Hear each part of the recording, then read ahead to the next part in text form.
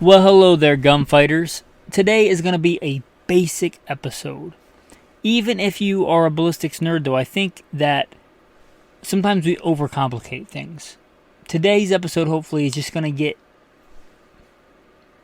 just simple ballistics formula and comparison. Now, for those of you that have ever shot competition USPSA, you're probably familiar with power factor.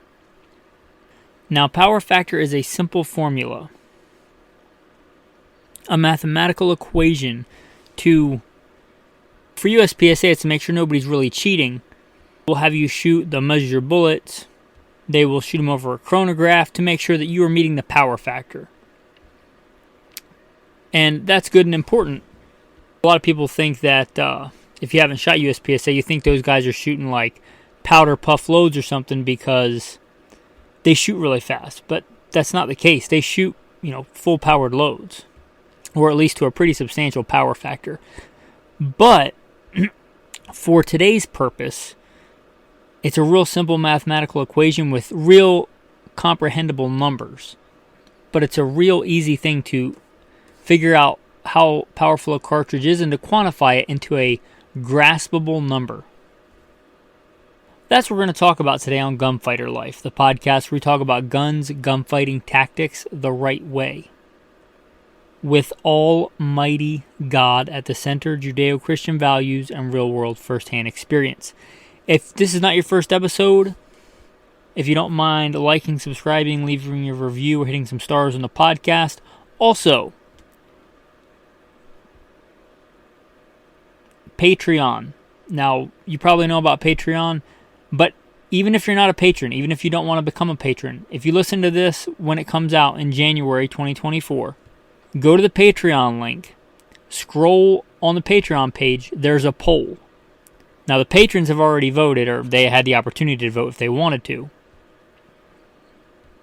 You guys, the audience, which direction do you want the podcast to go? There's a bunch of different categories on there as to what genres you want more in 2024.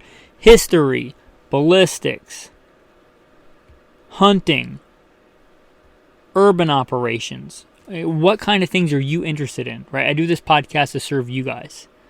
So I'll tell you that before the bio so you can kind of tune out the bio if you've heard it before and go to the Patreon page. Again, you don't have to become a patron. You can scroll through. It should be visible to everybody. There should be a poll on there. Vote for how you want the podcast to go in 2024.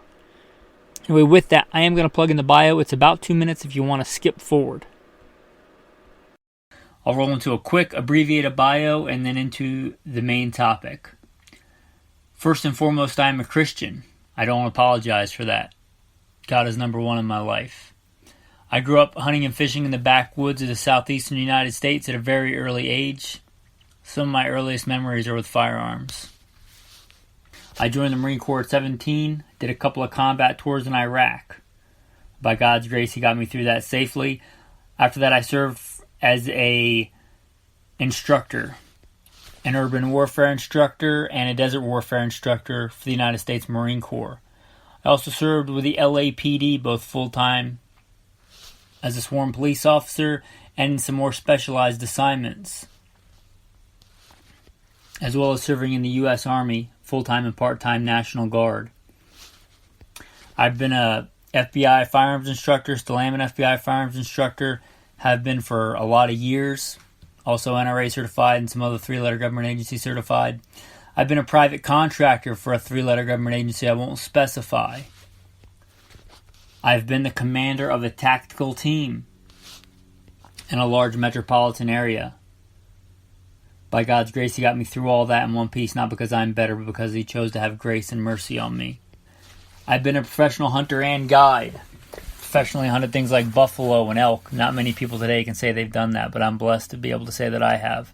I've hunted everything from white-tailed deer on the East Coast to mule deer on the West Coast to gray squirrel on the East Coast to prairie dog on the West Coast and elk and bear and wolf and slain all manner of beast. A state rifle and pistol champion a few times over in a few different disciplines.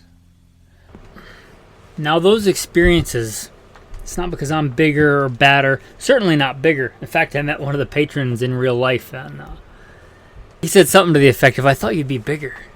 Reminded me of that William Wallace movie where he's like, "Oh yeah, if William Wallace were here, he'd shoot lightning bolts out of his rear end."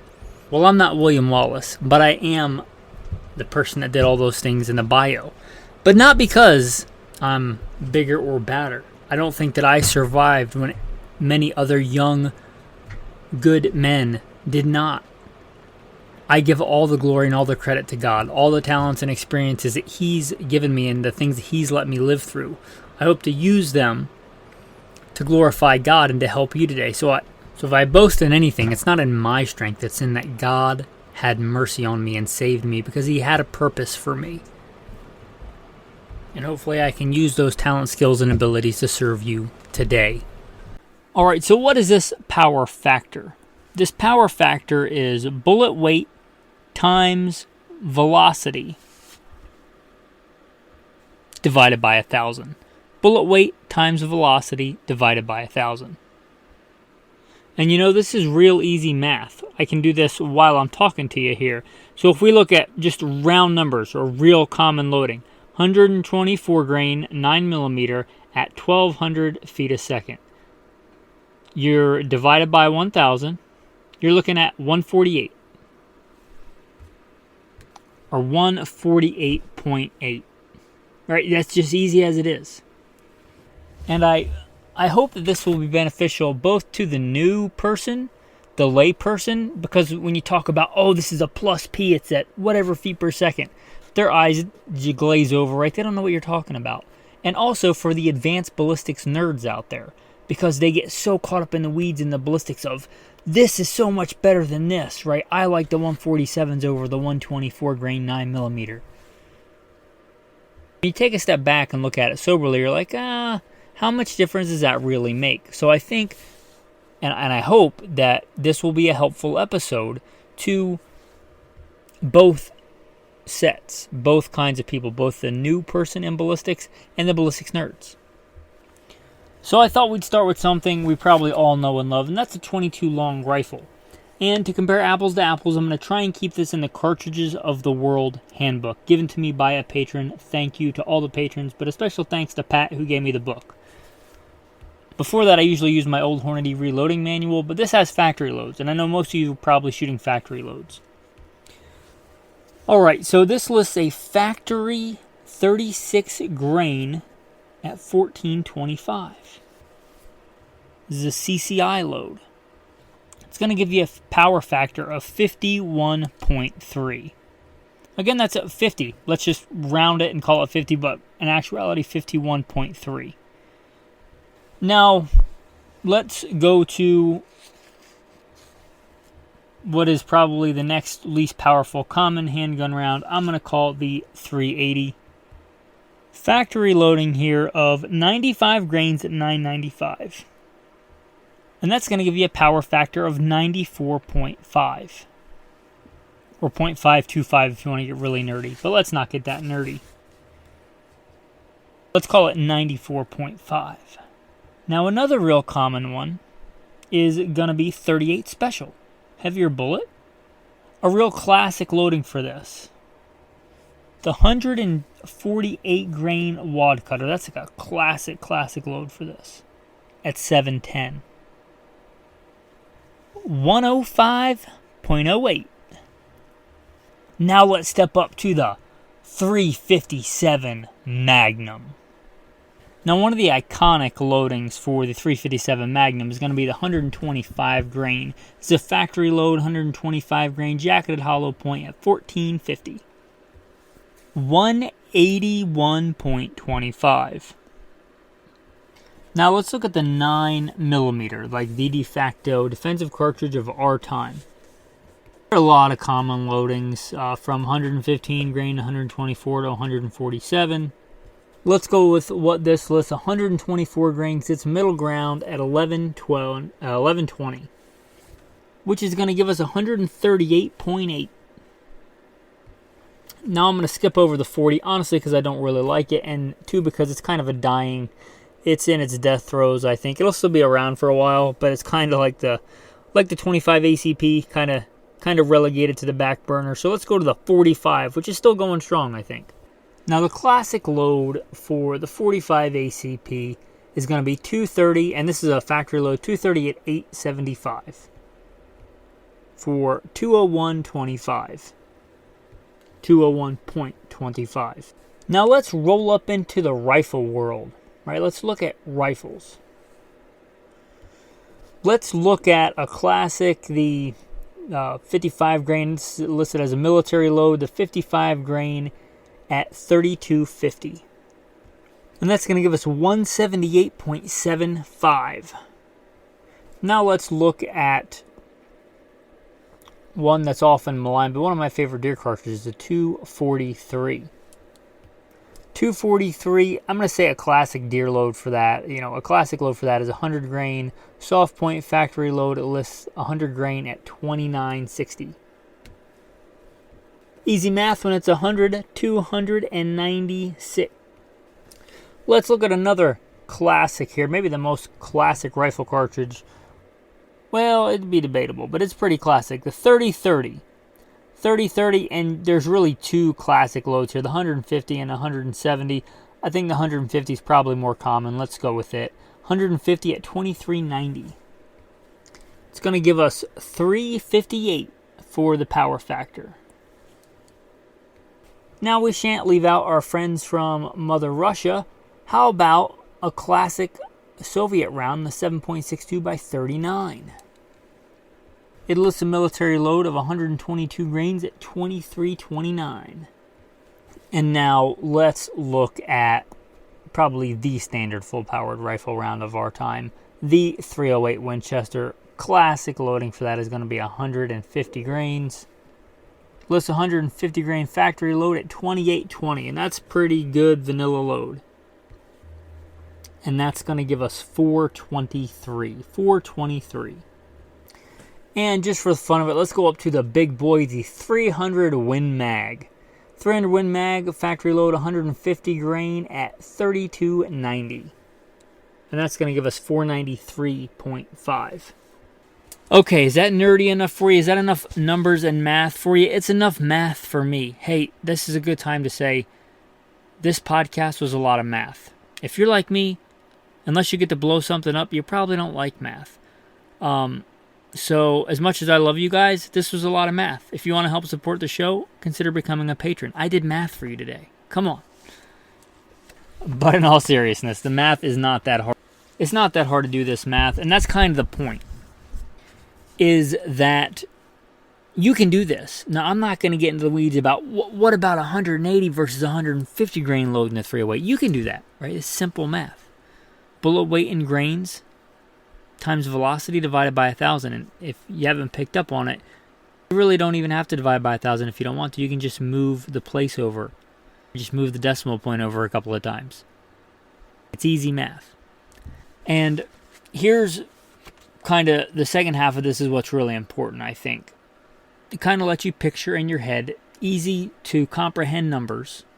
Even easier, I think, because they're smaller than foot-pounds. Kind of the power of a cartridge. It's the power factor. Let's go back to the Humble 22 CCI. 51.3. So it's right around 50.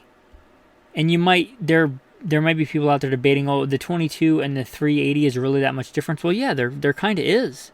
Right? And I'm not the biggest fan of 380, but if you look here, the 380 is 94.5. So you're talking about right around 50 to, let's call it 95. That's not double, but it's getting close between 22 and 380. Some people debate the 38 Special versus a 9mm. And the 38 Special load, we picked 105.08, so 105. And 9mm was not even a spicy load, 138.8. So 105 to 138.8. Not as big a difference as a 22 to the 380, but would you consider that a significant difference? I mean, yeah, I would consider that a fairly significant difference. That's on you. If we look at something like the 38 Special versus a 357 Magnum, you might think, well, it's a tenth of a...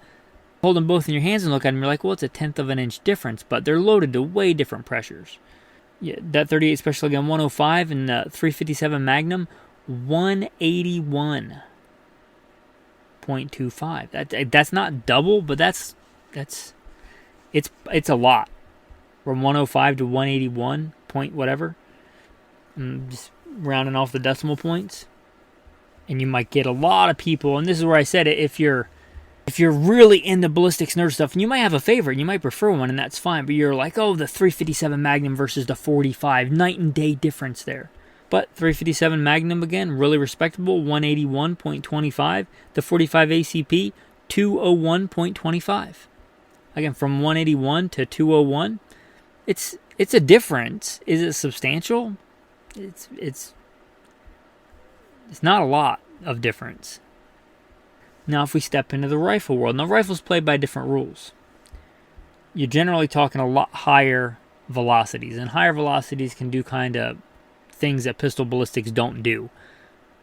So going into the rifle world, we're talking about different things in ballistics, but this will give you a rough idea. The 223 gave us 178.75, so 178.75.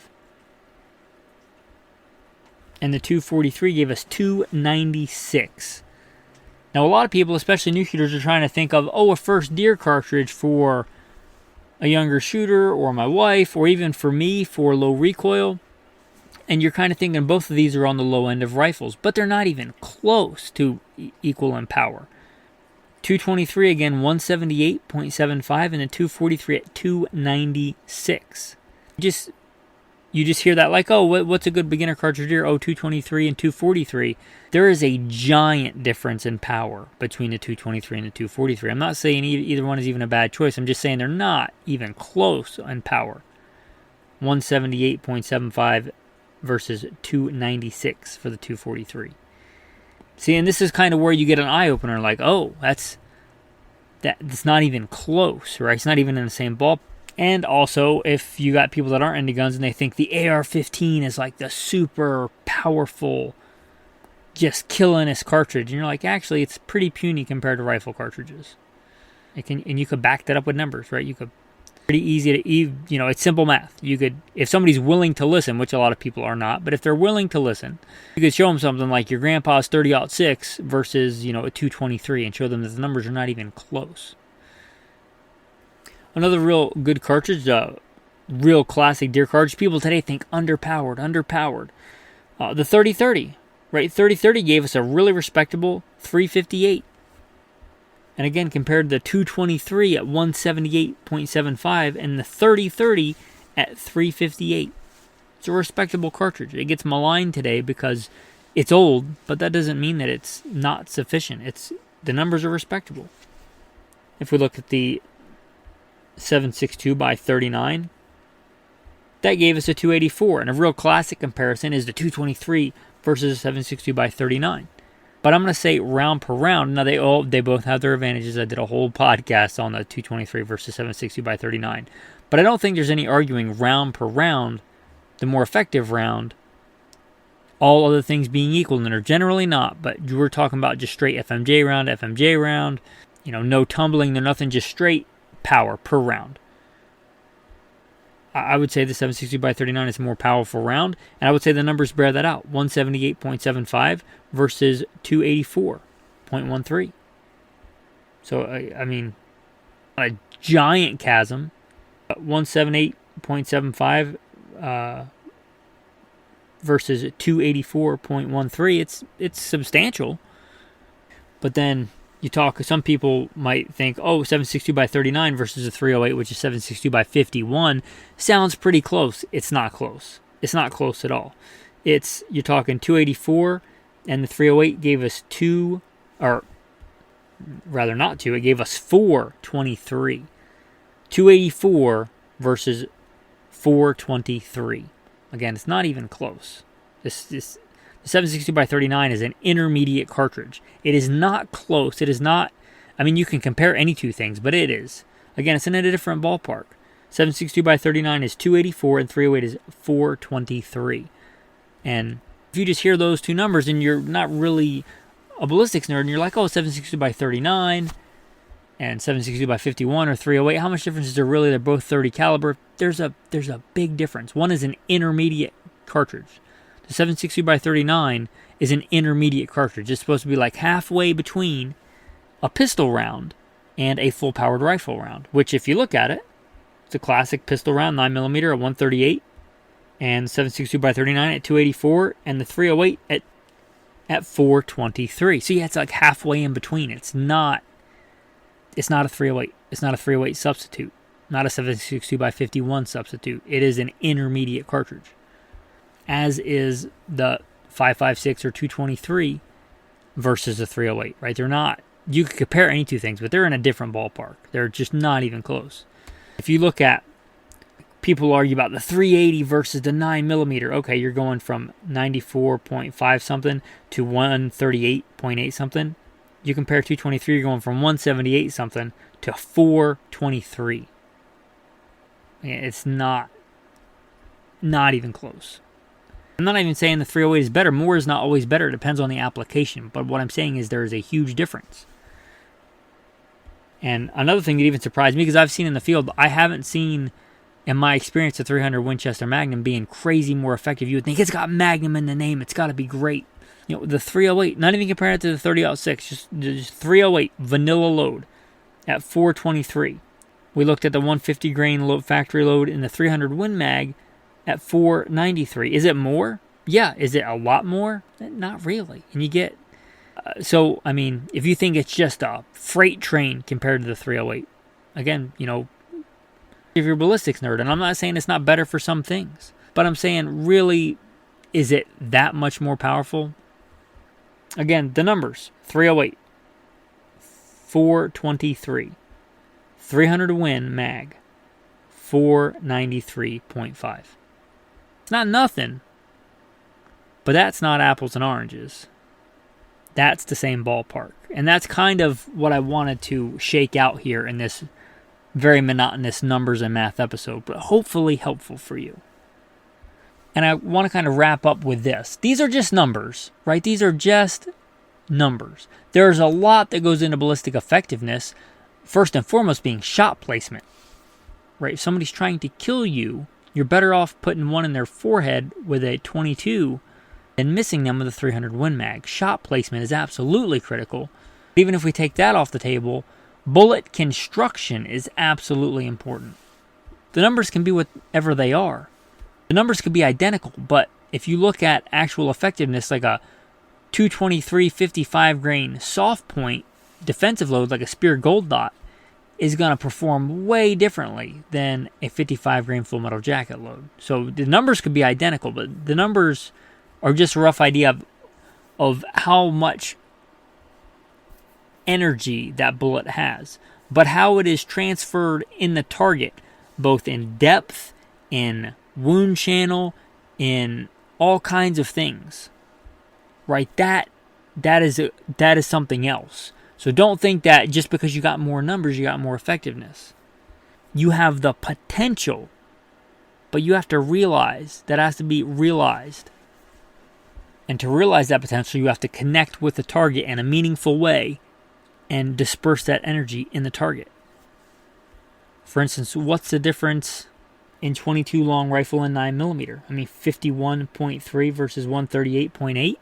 That's potential difference, but if I miss with both, there's no difference, right? There's no difference. You get what I'm saying? These numbers are helpful, but don't think that that's all there is. But hopefully useful for you when you're comparing cartridges. I'm just going to give a quick recap of some of the big cartridges here. The 22 long rifle, 51.3. The 9mm, 138.8. The 223, 178.75. And the 308, 423. Anyway, with that, hopefully you enjoyed this episode. I know some people probably won't, but hopefully it will be helpful. If you listen through all that math, let me try and give you a really good tactical tip of the day. If you're listening to this, you have some kind of electronic device. Likely you have a smartphone. Likely that smartphone has a camera on it. If you, at least a picture app that I use, you can make folders for pictures. Now, I'm all about having hard data on your important stuff.